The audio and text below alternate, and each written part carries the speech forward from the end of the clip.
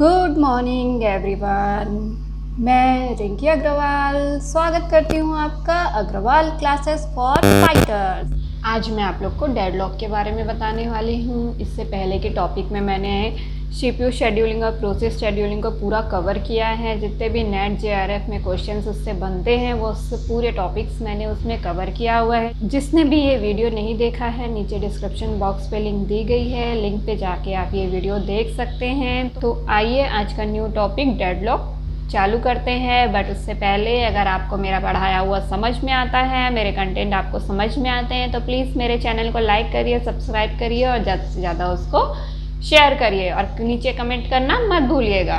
Deadlock क्या है? जब दो या दो से अधिक प्रोसेस, ठीक है, जब मल्टीपल प्रोसेस किसी एक रिसोर्स को पाने के लिए स्ट्रगल करते हैं, ये आपस में लड़ाई करते हैं या छीना झपटी करते हैं, तो उसको बोलते हैं हम डेडलॉक। मान लो दो प्रोसेस P1 प्रीति है, P2 पिंकी है।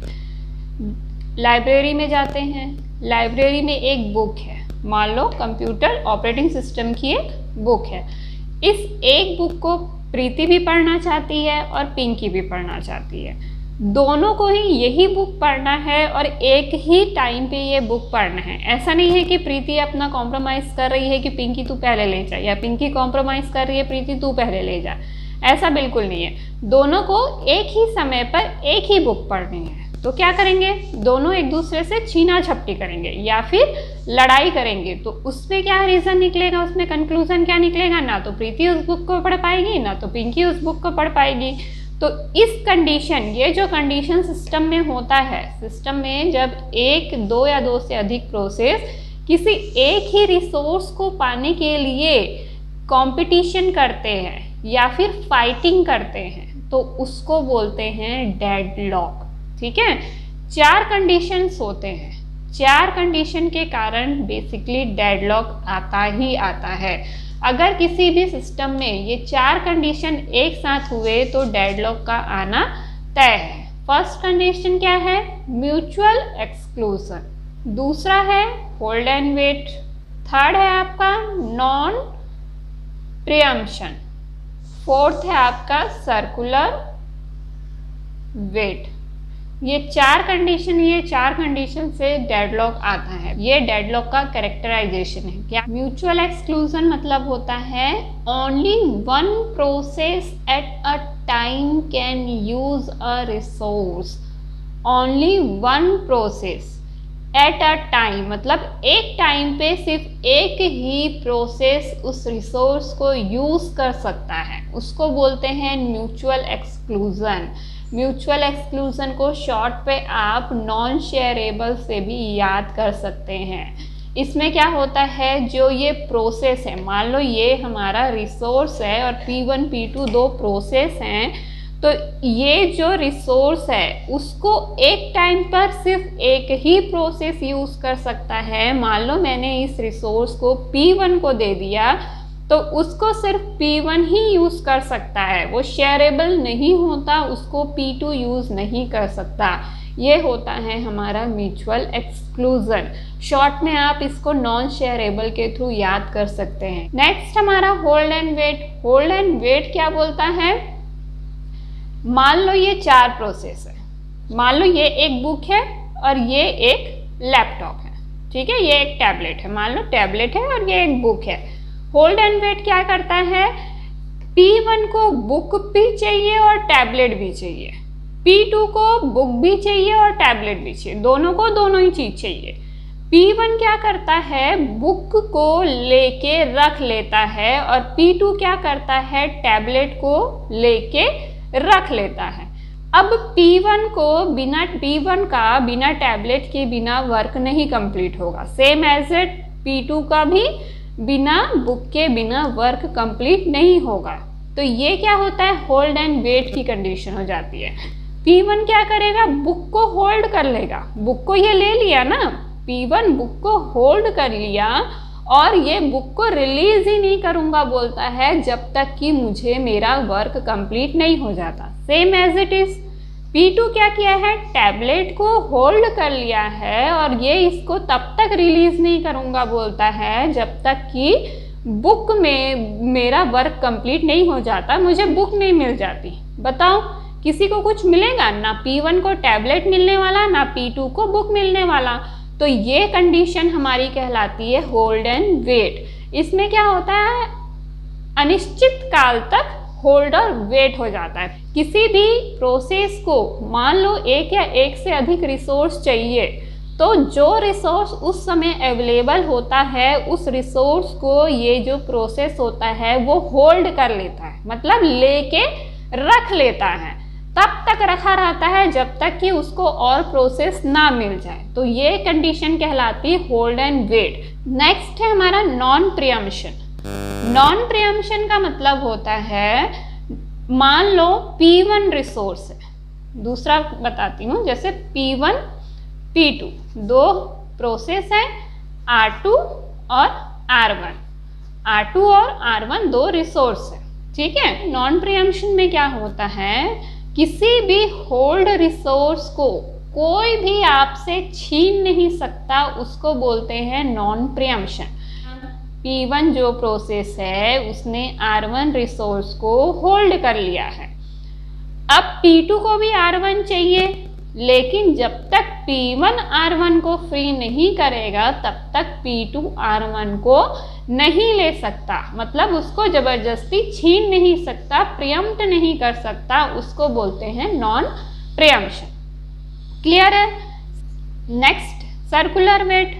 जब ये एरो एक ही साइड पे चलती है, देखो सर्कल बन रहा है, R1 किसके पास है, P1 के पास है। P1 को किसकी नीड है, R2 की नीड है। R2 किसके पास है, P2 के पास है। P2 को किसकी नीड है, R1 की नीड है, जो कि ऑलरेडी P1 के पास है। तो ये जो एरो देख रहे हो आप लोग, ये एरो एक ही डायरेक्शन में है, तो ये हमारा क्या कंडीशन कहलाता है, सर्कुलर वेट। मतलब एक दूसरे का वेट इन लोग करते ही रहते हैं, सर्कल वे में वेट करते ही रहते हैं। तो ये वाली कंडीशन क्या कहलाती है, सर्कुलर वेट, जो कि डेडलॉक की कंडीशन, ठीक है। रिसोर्स एलोकेशन ग्राफ में प्रोसेस को हम इलिप्स के थ्रू शो करते हैं और रिसोर्स को हम स्क्वायर के थ्रू शो करते हैं। अब रिक्वेस्ट अ रिसोर्स, मान लो आप किसी रिसोर्स को रिक्वेस्ट कर रहे हो, रिक्वेस्ट अ रिसोर्स, तब आप क्या करोगे, ये आपका रिसोर्स हुआ। अब जब आप रिक्वेस्ट करते हो किसी रिसोर्स को, तो जो एरो है वो रिसोर्स के साइड होनी चाहिए, ठीक है। नेक्स्ट आपका hold a resource. Hold a resource में क्या होता है, होल्ड मतलब कि उसने उस रिसोर्स को ले रखा है, प्रोसेस ने उस रिसोर्स को ले रखा है, तो जो एरो है वो इस ओर होनी चाहिए, ठीक है। अब डेडलॉक कंडीशन सेम है, ये तो डेडलॉक है, डेडलॉक की कंडीशन है ना, जब सर्कुलर वेट होता है। जैसे ये देखो, R1 को P1 क्या कर लिया, होल्ड कर लिया, उसको क्या चाहिए, किस चीज का वो वेट कर रहा है, R2 का। R2 को P2 क्या कर लिया, होल्ड कर लिया। अब P2 R1 के लिए क्या कर रहा है, वेट कर रहा है। तो ये आपका जब सर्कुलर वे में बन जाता है तो ये कंडीशन आपकी कहलाती है डेडलॉक। एक चीज आप नोट कर लीजिएगा, ये चीज हमेशा याद रखिएगा कि जब सर्कल बनता है तब सर्कल में जो रिसोर्स होता है उसमें कितने इंस्टांस है उसके ऊपर डेडलॉक की कंडीशन प्रिफर करती है। जैसे कि मान लो ये रिसोर्स है, इसमें सिर्फ एक ही इंस्टांस है, इसमें सिर्फ एक इंस्टांस है। इंस्टांस मतलब वर्क।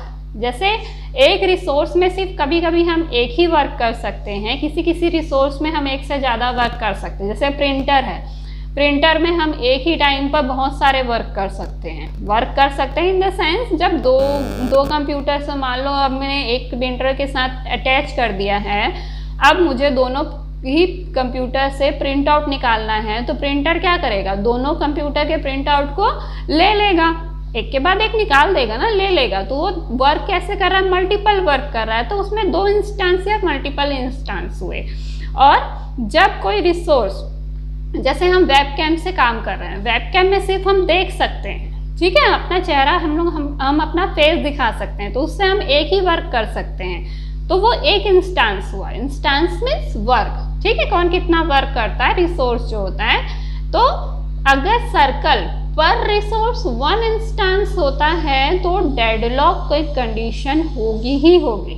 वन इंस्टेंस मतलब सिर्फ एक ही वर्क परफॉर्म कर सकता है, तो उस वर्क को P1 ने होल्ड कर लिया, तो मतलब ये इसमें डेडलॉक की कंडीशन होगी। लेकिन अगर रिसोर्स मल्टीपल मतलब मोर देन वन या फिर मल्टीपल इंस्टेंस परफॉर्म करते हैं, तब डेडलॉक की कंडीशन हो भी सकती है और नहीं भी हो सकती, मे और मे नॉट डेडलॉक। ठीक है, हाँ, नो सर्कल मतलब नो डेडलॉक। अगर सर्कल ही नहीं बनेगा तो डेडलॉक कैसे बनेगा? जैसे मान लो ये दो इंस्टेंस परफॉर्म कर रहा है और P2 को R1 चाहिए, तो ये वाला जो है ये P1 ने ले लिया और ये वाला जो रिसोर्स है उसको P2 ने ले लिया। इसको अब यहाँ से एरो हटा के हम यहाँ एरो कर देंगे, तो R1 का एक इंस्टेंस P1 ने लिया, R1 का एक P2 ने लिया। तो बताओ अब डेडलॉक बन रहा है क्या? सर्कल बन रहा है क्या? नहीं बन रहा है। तो जब सर्कल ही नहीं बनेगा तो डेडलॉक होगा ही नहीं। ठीक है, अगर सर्कल बनता है तब डेडलॉक होता है। देखो यहाँ पे इसका एरो इधर है, इसका एरो इधर है, इसका एरो इधर है, इसका एरो इधर होना चाहिए लेकिन इधर है, उसको मिल चुका है। P2 को R2 भी मिल चुका है, R1 भी मिल चुका है, तो यहाँ पे डेडलॉक की कंडीशन नहीं होगी। क्लियर है इतना? नेक्स्ट मोस्ट IMP टॉपिक है मेथड फॉर हैंडलिंग डेडलॉक। तो डेडलॉक को हैंडल करने का दो मेथड है, एक डेडलॉक प्रिवेंशन होता है और एक डेडलॉक अवॉइडेंस होता है। प्रिवेंशन मतलब प्रिवेंट करना। हम किसी प्रॉब्लम में गए, हम उस प्रॉब्लम में फंस गए हैं, अब हम क्या कर रहे हैं, उस प्रॉब्लम से निकलने का सॉल्यूशन ढूंढ रहे हैं। मान लो मैं गाड़ी से जा रही हूँ, सामने एक टनल है, मैं टनल में क्या होता है, अंधेरा होता है, मुझे डर लग रहा है, मेरी गाड़ी की हेडलाइट खराब है, मुझे टनल में जाने से डर लग रहा है। तो मैं क्या करूँगी, मेरे पास दो रास्ते हैं, या तो मैं टनल के अंदर जाऊँ और टनल से बाहर निकलूं, मतलब मैं प्रॉब्लम में जाऊं। टनल मान लो मेरा एक प्रॉब्लम है, अभी तो फिलहाल जब मेरी हेडलाइट नहीं काम कर रही है तब टनल मेरे लिए एक प्रॉब्लम है, तो मैं टनल में जाऊंगी और टनल से मैं बाहर निकलूंगी, मतलब वो मेरा प्रॉब्लम हुआ टनल, और टनल से निकलना मेरा रिकवरी। किसी भी प्रॉब्लम में जाना और उससे रिकवर करना, उसको बोलते हैं प्रिवेंशन। अवॉइडेंस का क्या मतलब होता है, इग्नोर द प्रॉब्लम, मतलब मैं उस कंडीशन में जाना ही नहीं चाहती, मैं उस प्रॉब्लम में जाना ही नहीं चाहती, मैं उसको पूरी तरीके से अवॉइड कर दूंगी। अभी जैसे मैंने टनल का एग्जांपल दिया, अब मैं क्या करूंगी, पूरी तरीके से उसको अवॉइड कर दूंगी, मेरे को टनल में जाना ही नहीं है, या तो मैं वापस घर चली जाऊंगी या फिर कोई और रूट होगा तो मैं वो फाइंड करूंगी वहां जाने के लिए। तो ये होता है इग्नोर द प्रॉब्लम। क्लियर हुआ? अब प्रिवेंशन और अवॉइडेंस को अलग अलग समझाती हूँ। प्रिवेंशन में क्या होता है, हम प्रॉब्लम में जा रहे हैं तो हमको प्रॉब्लम को रिकवर भी करना पड़ेगा, तो हम अपने इन चार, डेडलॉक क्यों होता है, डेडलॉक इन चार कारणों से होता है, mutual exclusion, hold and wait, non preemption, circular wait. तो अब जब मैं प्रॉब्लम में जा रही हूँ, मुझे ये चार प्रॉब्लम मिल रहे हैं, तो अब इन चार प्रॉब्लम को मैं अवॉइड कैसे करूँगी, उसको बोला जाता है डेडलॉक प्रिवेंशन। तो अब मैं अवॉइड कैसे करूंगी, म्यूचुअल एक्सक्लूजन। म्यूचुअल एक्सक्लूजन क्या होता है, नॉन शेयरेबल। शॉर्ट में बताई हूँ, नॉन शेयरेबल से याद रखना, ये क्वेश्चन पूछा जाता है शेयरेबल और नॉन शेयरेबल वाला।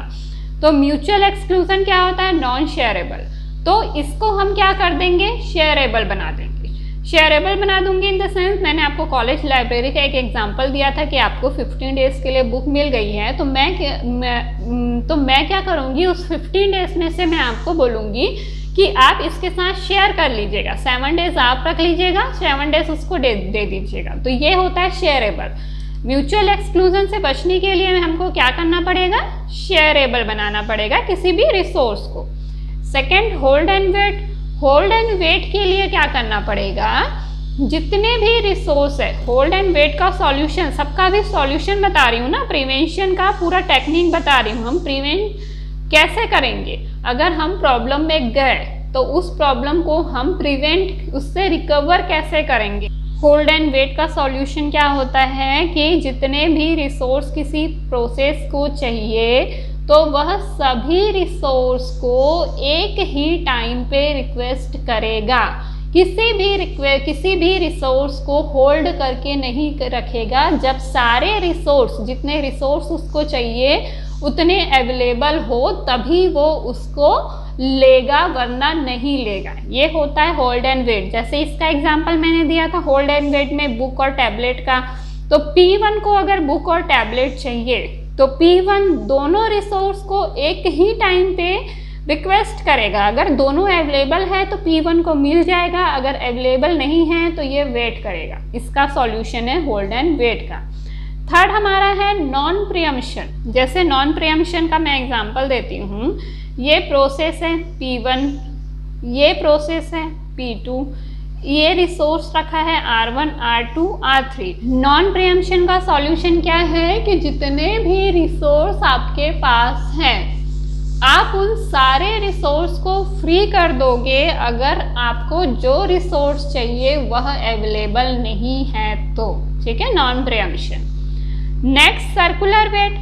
सर्कुलर वेट में क्या होता है, एक सर्कल बनता है तो हम इसमें क्या करेंगे, इंक्रीजिंग ऑर्डर में डिमांड कर देंगे। Demand in increasing order.